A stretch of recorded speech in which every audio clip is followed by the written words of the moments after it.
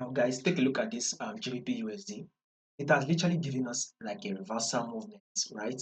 At first, we were, this is one of the reasons why we say our trade should always be flexible. Always make sure that your trade is flexible. As markets, we could predict the markets will move exactly. All of a sudden, the market will change its movement and moving. So this is one of the reasons why you need to make sure your trend or your prediction is always flexible. At first, GBPUSD was dropping, right? It was dropping. And guess what market did right here? Market has given us a double bottom. Now, you all know what a double bottom is. It means a reversal movement. So once you see a double bottom, it means market is now reversing back to the upside. Now, this is what market has been doing. Market has been trending downward, giving us a series of lower low and lower high.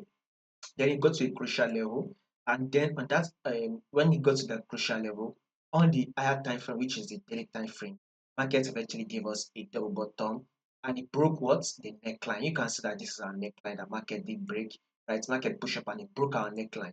Now let's go down to the 4-hour time frame, guys. Also on the 4-hour time frame, market also did a double bottom here. So you can see there was a double bottom for this. Right, this is the neckline on the daily time frame, right? Market has broke out of it, right? It broke above it. So one thing you'll be expecting for the day on our see a bullish move. So let's say it give us a pullback to just pull back and then one more push up again.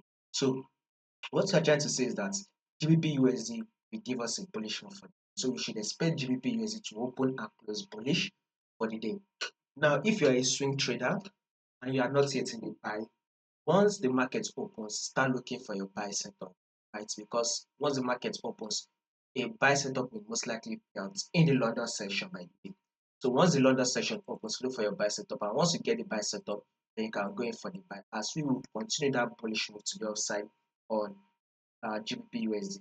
And if there will be any changes to this prediction, as usual, I'll make sure I give you guys the updates. And make sure you don't miss out on it. So make sure you subscribe in order for you not to miss out on it.